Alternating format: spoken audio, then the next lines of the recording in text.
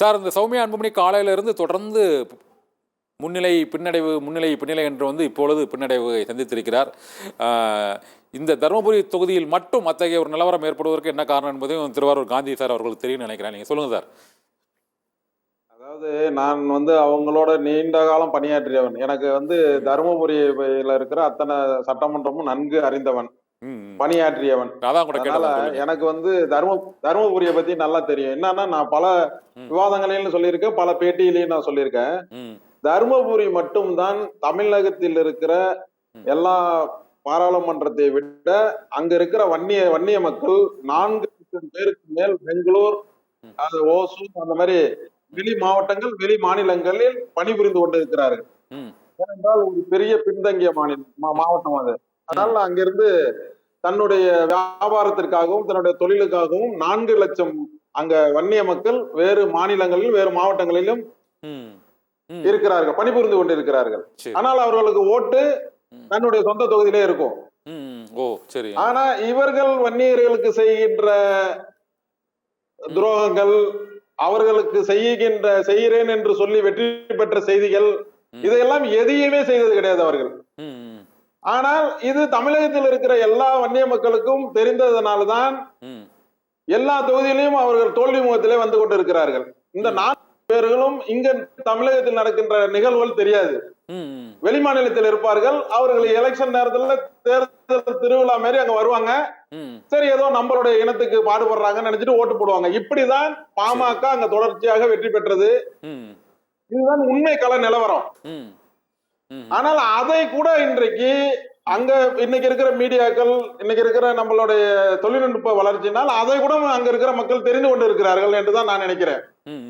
அதனாலதான் சம்பந்தமே இல்லாம அவர் அன்புமணி இங்க பேசுறாரு, எங்க பேசுறாரு, அவருடைய மைத்துனர் நிக்கிற காங்கிரஸ் சார்பா நிக்கிறவரை எதிர்த்து கடலூர்ல பிரச்சாரம் பண்றாரு அன்புமணி. என்ன தெரியுமா பிரச்சாரம் பண்றாரு? இவர் இருக்கின்ற தொகுதி எங்கே இருக்கிறது? ஆரணியில் இருக்கிறது. அவர் அங்கிருந்து ஏன் இந்த மாவட்டத்தில் நிக்கிறாருன்னு கேட்கிறாரு. அப்ப அன்புமணி ராமதாஸ் எங்க இருக்கு, ஓட்டு எங்க இருக்கு, சௌமியாவுக்கு ஓட்டு எங்க இருக்கு, அவங்க ஏன் அங்க போய் நிக்கிறாங்கன்ற கேள்வி வருதா இல்லையா அந்த இடத்துல? ஆமா, திண்டிவனத்துல இருந்து அங்க போனாங்கன்னு. சரி, அங்க போனாங்கன்ற கேள்வி வருது. கடுமையான போட்டி கொடுத்தாங்க சார், நீங்க சொல்றீங்க. ஆனா கடுமையான போட்டி கொடுத்தாங்க. போட்டி அதான் நான் சொல்றேன்ல, இது மாதிரி அறியாமையால் வன்னியர் சமுதாயத்தினுடைய அந்த 4 லட்சம் பேர் வெளியில் இருக்கிறவர்களுக்கு அரசியல் தெரியாது. அவங்க ஓட்டு வியாபார நிமித்தமாக வெளியில் இருப்பார்கள். இங்க தமிழகத்தினுடைய கள நிலவரம் அந்த மாவட்ட மக்களுக்கு தெரியாது. அவர்கள் தேர்தல் நேரத்தில் வாக்களித்து விட்டு 2 நாள் எப்படி திருவிழாவுக்கு நம்ம சொந்த ஊருக்கு போவோமோ அது மாதிரி இருந்துட்டு அவங்க உடனே அந்த சொந்த வேலை இருக்கிற போயிடுவாங்க. அவர்களுடைய ஓட்டு வங்கிக்காக மட்டும்தான் அங்க போய் நிக்கிறாங்க. சரி, புரிதல்? அதனால அங்கிருந்து வருகின்ற வன்னியர்களின் அறியாமையால் கிடைத்த ஓட்டு தான் இந்த ஓட்டு. இதுதான் உண்மை கள நிலவரம். ஏன் இவரு பக்கத்துல கடலூர்ல நின்று இருக்கலாம்,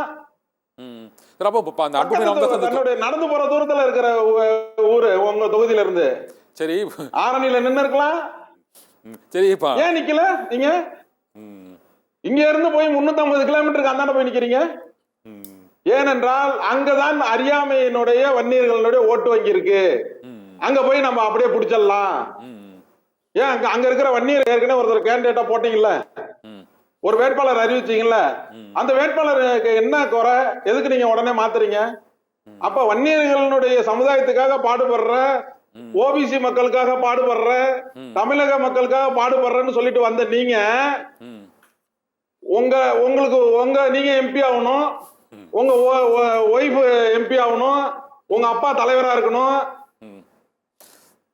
அப்ப நீங்க மத்திய அமைச்சர் ஆகணும். இதான் இப்படிதான் நீங்க ஆட்சி அமைப்பீங்களா? உங்களுடைய அரசியல் பயணம் அப்படிதான் இருக்குமா? சரி போங்க, அப்படியே போங்க, நீங்க அது ஒண்ணும் தப்பு இல்லை. ஆனால் வேறு கட்சியில் யாருமே வரக்கூடாதுன்னு சொல்றீங்களே, வேற ஒரு எம்பி வரக்கூடாதுன்றீங்க, வேற ஒரு எம்எல்ஏ வரக்கூடாதுன்றீங்க. உங்களுடைய அந்த மக்களால் தேர்ந்தெடுக்கப்படுற விஷயத்தை நான் தப்புன்னு சொல்லல, ஆனால் வேறு யாருமே வரக்கூடாதுன்றீங்களே. இன்னைக்கு அமைச்சர் பதவி கிடைச்சா யார்கிட்ட கொடுப்பீங்க? நீங்க யார்கிட்ட கொடுப்பீங்க? ஒரு 3 எம்பியை பாமகவுக்கு ஜெயிக்குதுன்னு வச்சுக்கீங்க, அமைச்சர் பதவி யாருக்கு கொடுப்பாங்க? அவங்க சௌமியாவுக்கு தான் கொடுப்பாங்க.